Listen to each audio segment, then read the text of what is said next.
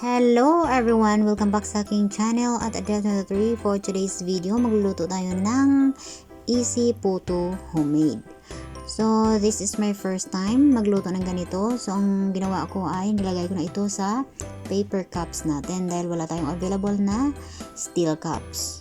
Ang mga ingredients natin ay 1 cup all-purpose flour, 1/2 cup sugar, 1 tablespoon baking powder, 1 tablespoon melted butter, 1/4 cup evaporated milk, 1 egg, 1 tablespoon of vanilla, and 1/2 cup water. So kung gusto nyo lagyan ng cheese, it's optional. Pwede nyo namang lagyan ng cheese, pero kami wala kaming cheese. So ito lang, simple as this. So ayan, nilagay muna natin. We will steam this for 15 minutes. Finally, ito ng ating puto. Ayan, homemade. Kaya, pwede na rin itong ipang snacks, pwede na rin pang breakfast.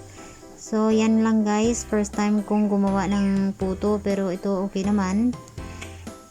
I-try natin. So, pwede na.